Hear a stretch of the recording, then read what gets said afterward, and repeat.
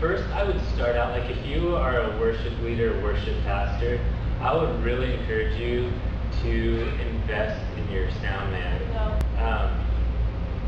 Like really make sure that Soundman or woman really has your heart and really knows what you want.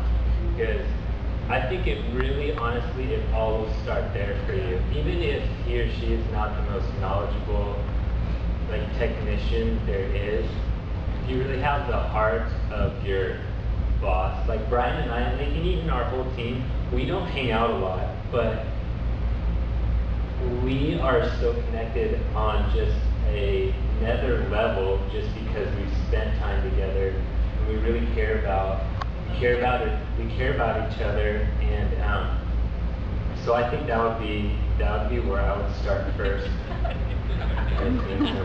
Silly song.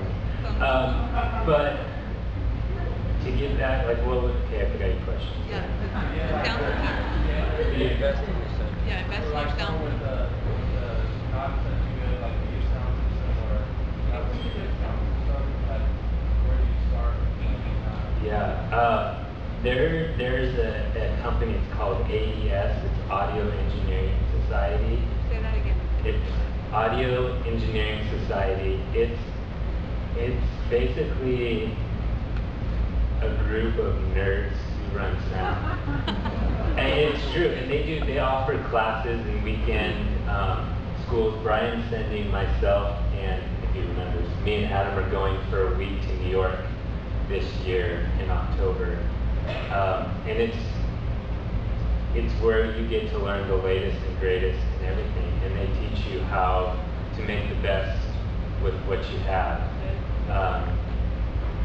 I would encourage them to read as much as they can. I hate to read, and I get to like a chapter and I'll just put the book down and I'll never touch it again.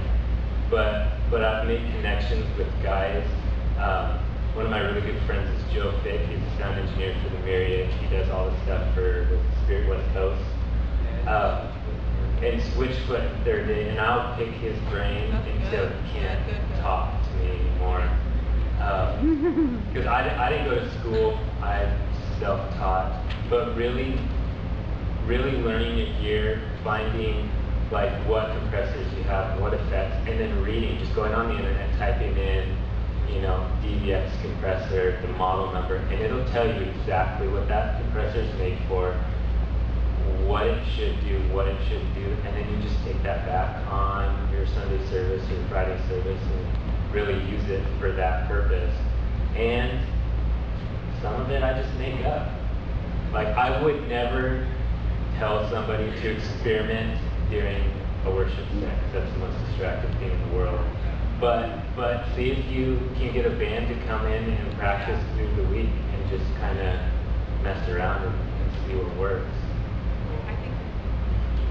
I think something that'd be cool if you did, Dan, is made a list of if a church had nothing and they need to buy their top 10 things, that would be great. Would anybody need that out here?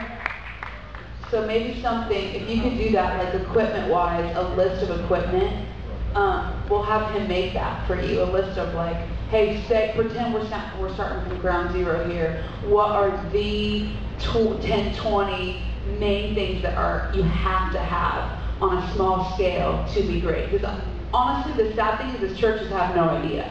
You know what I mean? Like, it's like, where'd you get this stuff? I don't know. Somebody told me it was awesome. And in church, we have to change what we've done is like nobody knows, and for the sake of that, everything suffers because we learn by trial and error. So we need to know what we're supposed to know. As musicians, you need to be a good musician who's taking lessons.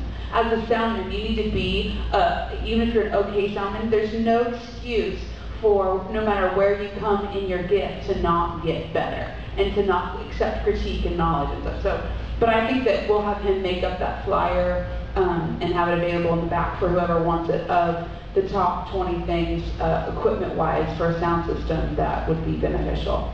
Cool?